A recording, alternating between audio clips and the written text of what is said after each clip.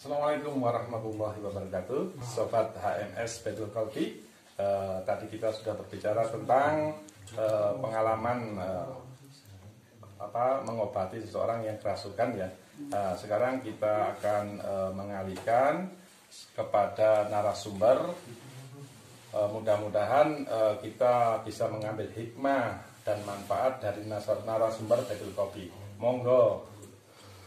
Assalamualaikum warahmatullahi wabarakatuh. Waalaikumsalam warahmatullahi wabarakatuh. Kita secara langsung mawon nggih.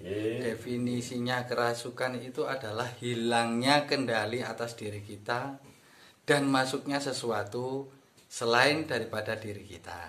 Niku kerasukan, entah itu dari jin atau selainnya. Singkatnya ngono kae. Pertanyaan. Nggih, monggo. Niku andai kata orang yang marah, apakah yang marah itu juga kerasukan? Gini, amarah kan sampun diatur. Ketika sesuatu hal itu sudah melampaui batas, bisa didefinisikan itu bukan atas kendali kita sendiri, itu loh. Jadi non sewu, ketika kita marahnya berlebihan, jadi marah pun ya ada batasan lah istilahnya. Batasan di mana kita diperbolehkan, batasan di mana kita tidak diperkenankan untuk diselebihnya itu. Berarti definisi. Dari situ kan berarti jelas bahwa orang kerasukan itu tidak harus seperti halnya yang kita lihat di YouTube dia kerasukan terus tidak sadarkan diri dan yang berbicara dan lain sebagainya itu dari yang merasuki. Gini, definisi secara luas yang namanya kerasukan itu kita kehilangan kontrol atas diri kita sendiri. Tegese ngeten, tidak harus orang itu hilang, lupa terus mari ngono sing masuk demit lain atau jin lain atau apapun lah niku sehingga ngomong ngalor ngidul yang bukan dirinya sendiri, bukan sanes. Tapi definisi secara luas orang kerasukan itu ketika kita melampaui batas kapasitas yang diperbolehkan dari Allah Ta'ala, lah nikulah yang bisa dikatakan kerasukan. Entah itu amarah, entah itu apapun, kalau sifatnya berlebihan masuk ke kategori kerasukan.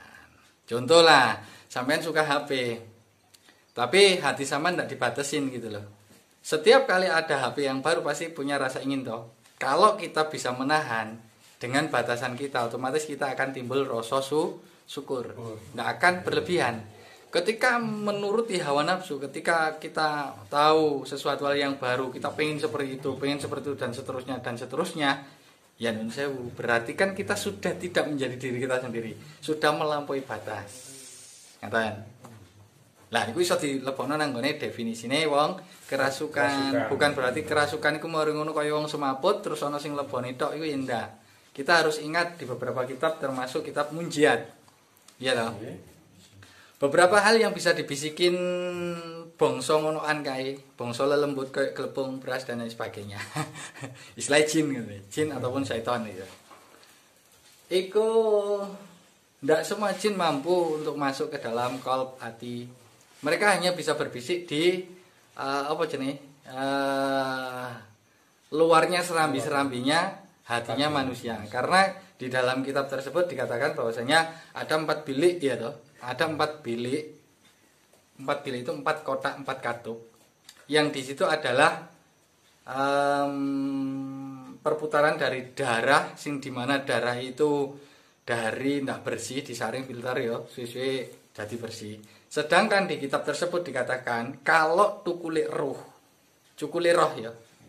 Tukule roh itu ana ing sakjerone qalb sing ndi ana bolongan, sing ndi bolongan iku metu getih ireng, bukan darah segar tapi getih ireng.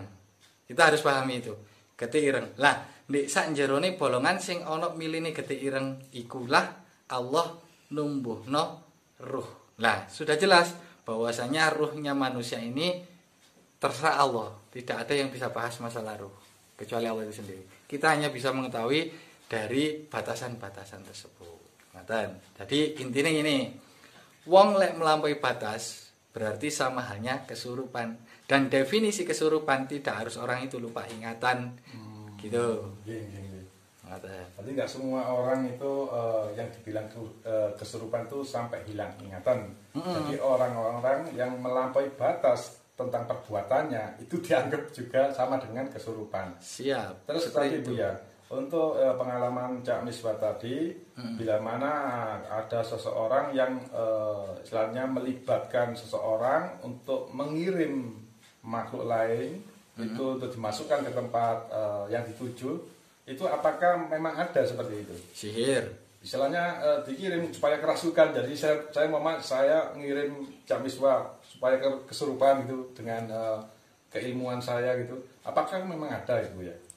Gini loh, aku ya wong Jawa, sampean wong Jawa, bahkan wong Arab pun itu yang namanya sihir kan ada. Ojo santet rek. Ojo santet. Ilmu yang lain selain santet pun ada. Kita yakin, kita kudu percaya ning nek masalah iman ning Gusti Allah kata. Iya. Jadi yang namanya seperti itu ada. Allah kan membuat ciptaan ini dua bagian. Ada sisi kanan, ada sisi kiri. Tergantung kitanya gitu. Jadi ada hal yang baik. Di selain ada hal yang baik, Allah pula menciptakan hal yang buruk. Seimbang ya. Jadi saya tetap yakin bahwasanya ya, hal-hal yang seperti itu ada. Ada. Pertanyaan malih. Monggo. Kan kebanyakan orang yang kerasukan atau orang yang sakit seperti kita lihat di TV-TV itu. Kenapa kebanyakan seseorang yang seperti itu mintanya instan? Aku ndang waras, cepat sembuh, ndang mari. Nah, supaya mempermudah, kan pertanyaan dari Mas Afif tadi itu Kang Misbah, ono sing angel, ono sing enggak kan? Ada yang sulit, ada yang tidak. Nah, dari supaya lebih mudah, biar tidak sulit, berarti kan kembali lagi terhadap si fulan yang kerasukan ataupun yang dimasuki. Nah, supaya lebih mudah itu harus seperti apa? Gini, masalah dimasukin ya. Masalah dimasukin iki kok alat utawa ora lah katakan seperti itu. Sebetulnya simpel mawon. Ora ono jin sing mlebu iki gampang apa jenenge? Gampang dicoba. Logikanya gini, ketika gelas itu isinya kosong, terus diisi dengan air setrup atau air susu atau air kopi yang lain. Saya tanya, ada bekasnya enggak?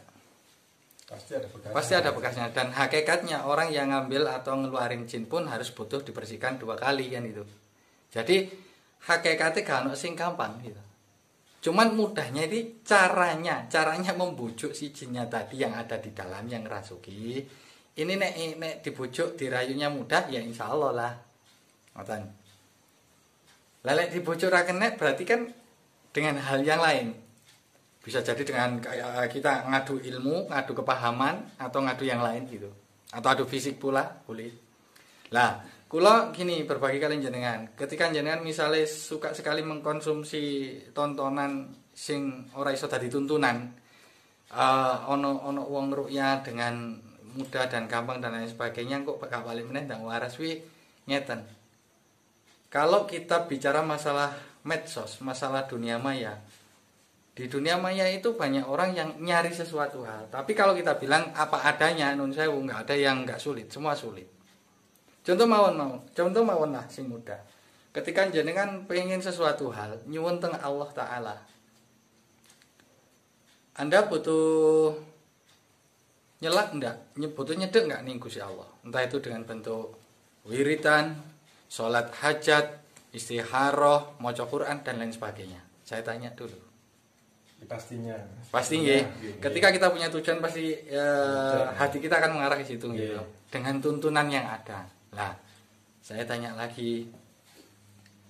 Dengan tontonan yang saya lihat yang sudah biasa ada di pasar atau di medsos atau di dunia maya lah atau di dunia gaib lah sekalipun. Mungkin Anda ada ketertarikan, kok gampang yo, kok enak yo. Gini, sebuah tontonan sampean telaah dulu. Ini settingan apa beneran? Ya dah. Kalau sampean pastikan langsung ke arahnya seseorang yang memberikan tontonan, pasti Anda akan tahu. Gitu. Karena sing di-share di publik pasti akan yang menyenangkan saja. Karena asli nih. Ketika kita bicara asli, ketika kita bicara sing sak temen nih, alot. Ewo ayo beneran.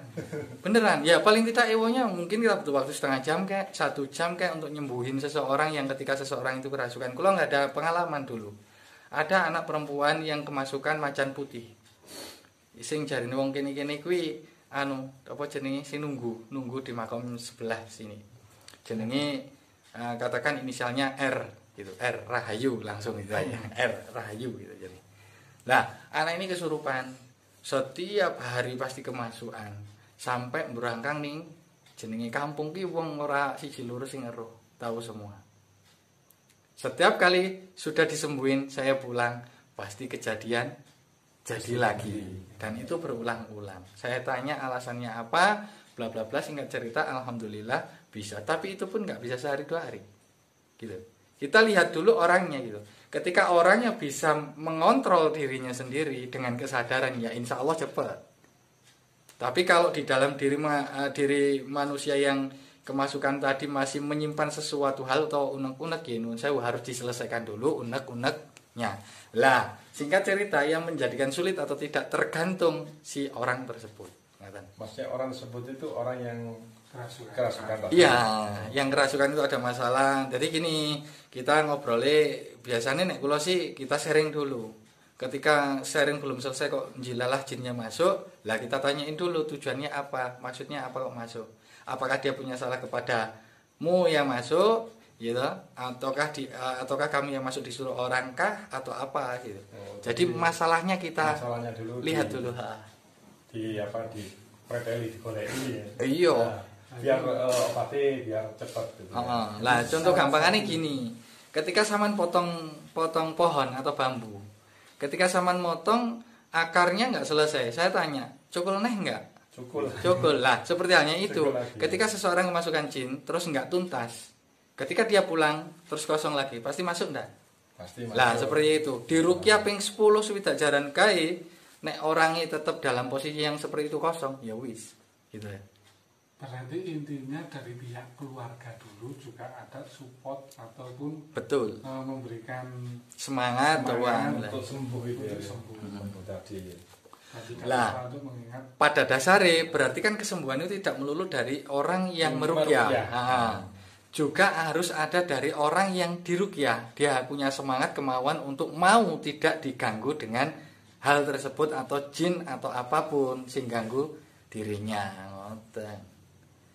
Nah, ini singkat ceritanya dulu juga. Oke, monggo. Selaku saya sebagai Pak O ya Mas ya. Iya. Itu kan sekarang kebudayaan itu mulai sirna. Dalam arti mulai sirna gini. Kita kalau dulu setiap 1 tahun sekali yang namanya dusun atau desa itu kan selalu mengadakan acara tasyakuran. Di sana kita bikin sajen dan lain sebagainya. Dari segi itu, setahu saya, itu kan tidak semuanya terhadap kesirikan. Bisa juga dari kalangan masyarakatnya, tujuan di situ supaya agar tetap terjaga antara 2 alam, yaitu alam sendiri dan alam manusianya. Kalau saya sendiri melihat di era-era sekarang, Mas Abi, itu kan sering banyak kerasukan, sering banyak terganggu oleh bangsa-bangsa jin dan lain sebagainya. Itu saya kira, setahu saya, sepengalaman saya, apakah kurangnya saling menghormati, saling menghargai antara dari alam jin itu dengan manusianya. Karena dari pengalaman saya waktu dulu ada yang kerasukan, itu yang ngerasuki kalau tidak salah itu dari coban jahe. Wih, coban jahe itu Iya kan ya, itu coban jahe kan ya. Si Mas Danang apa Mas D. Mas D. Nah, inisial. Itu dia merasuki seseorang itu tadi, ternyata jin yang memasuki seseorang itu, beliaunya bilang, iki lo papanku, iki omaku, kok digawe, ngapunten ya, cara kasare, buat mesum. Gak bener lah Gak bener lah, katakanlah kencing sembarangan, buang sampah sembarangan. Nah, dari situ saya berpikir juga, kadang juga saya tidak melulu menyalahkan dari bahasa ituan, dari bahasa jin kan gitu.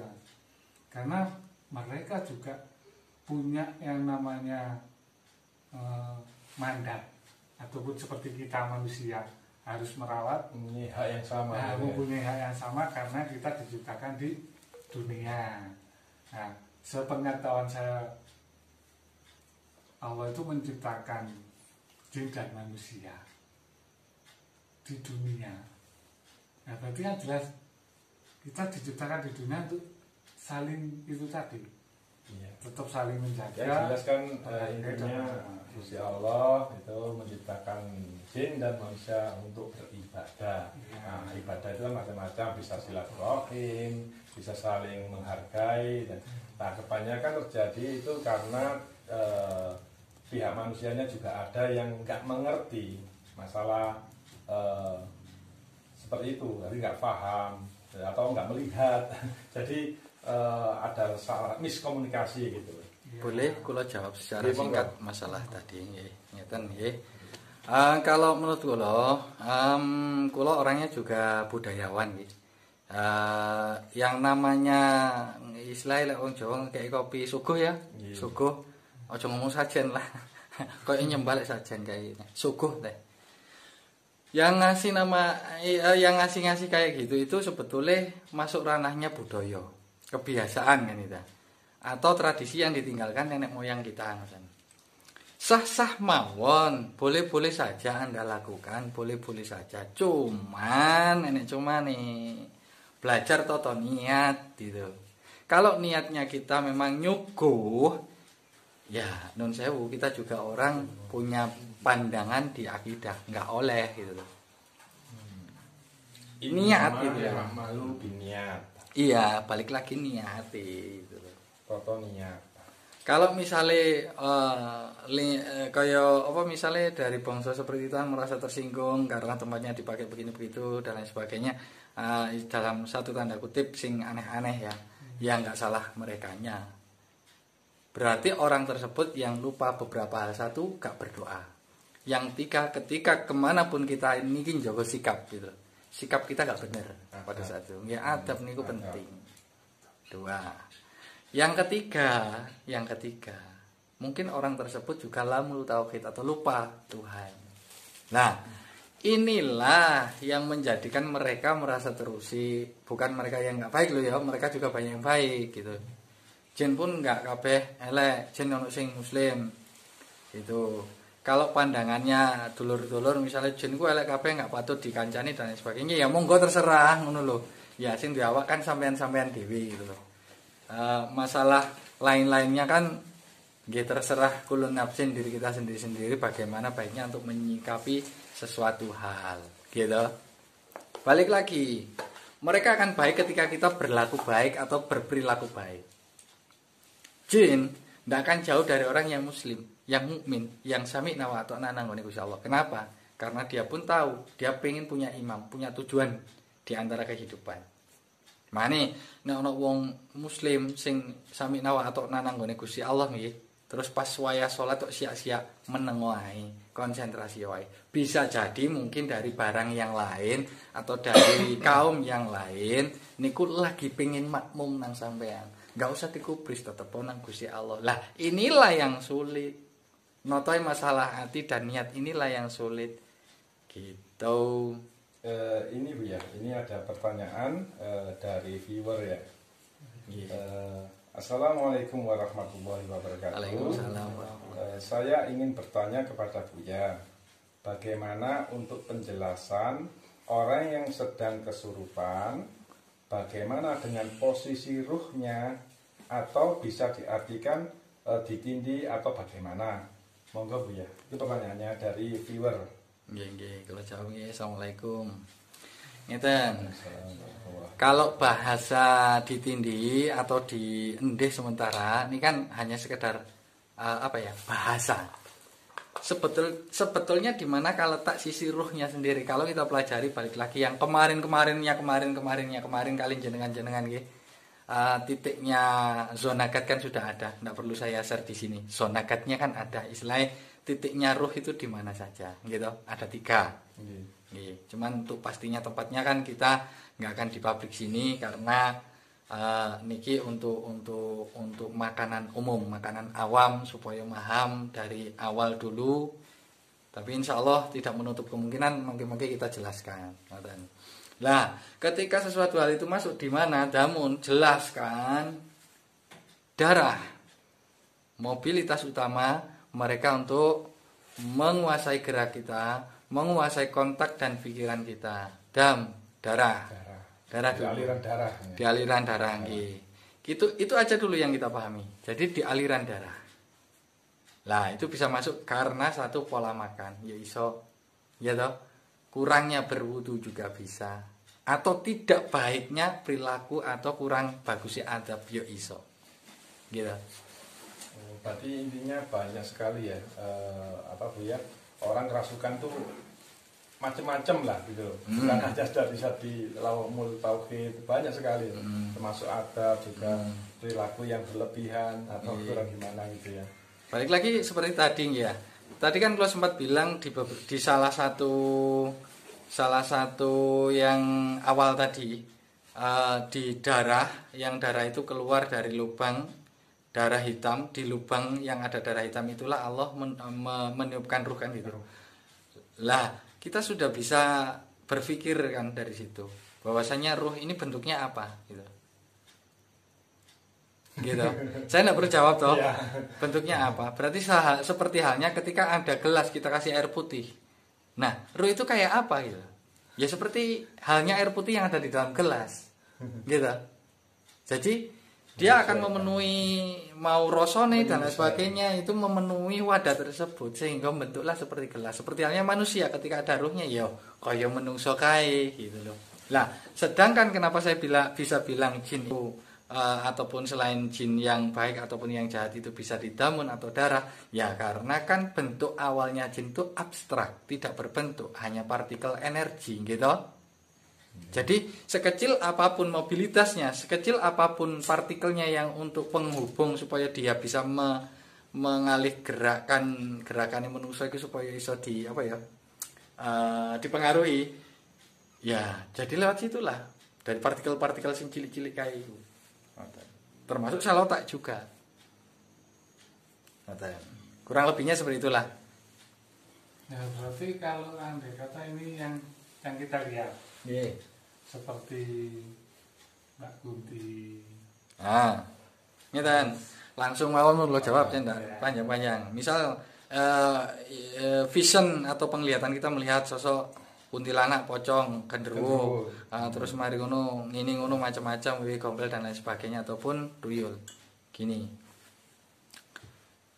Visual yang sering kali kita masukkan ke dalam otak, ke dalam memori, ke dalam chip yang ada di dalam, kan ada namanya polus itu zona gat yang kedua. Di situ akan mentransfer sebuah penglihatan yang terbalik di dalam retina. Sehingga apapun yang ada dan apapun yang menjadi keyakinannya otak terangsang sehingga hati meyakini, maka jadilah sebuah bentuk yang sama dan didukung dengan rasa takut sebagai makanannya sesuatu hal yang mau nampak. Paham Ki? Semoga tidak bulet. Paham. Jadi sebetulnya mereka tidak punya bentuk pasti atau jelas. Mereka akan menyerap dulu partikel atau energi kita atau rasa takut kita dengan apa dulu. Misal dengan pocongan ya akan akan berubah pocongan, cuman butuh waktu yang agak lama. Istilahnya kedap dulu gitu. Imajinasi yang terwujudkan gara-gara logika kita. Iya, tampil secara visual. Nah, di situ kita harus mengenal dua hal lah dari tiga hal. Kita bicara dua hal dulu. Ilusi atau delusi. Gitu loh. Jadi jangan langsung, wah aku mau marin delok jin, aku mau marin delok kuntilanak dan sebagainya. Katakan dulu, kasih ngerti dulu sampean apa itu ilusi dan delusi. Insya Allah di konten berikutnya insya Allah kita bahas ilusi dan delusi. Gitu. Oke teman-teman, perbincangan kali ini dari narasumber kita dari Baitul Qalbi sudah kita dengarkan. Mudah-mudahan ada hikmah atau yang tersirat bisa kita tangkap dan kita terima dengan baik dan menjadikan kehidupan kita lebih nyata lagi, lebih barokah lagi dalam kehidupan di dunia ini.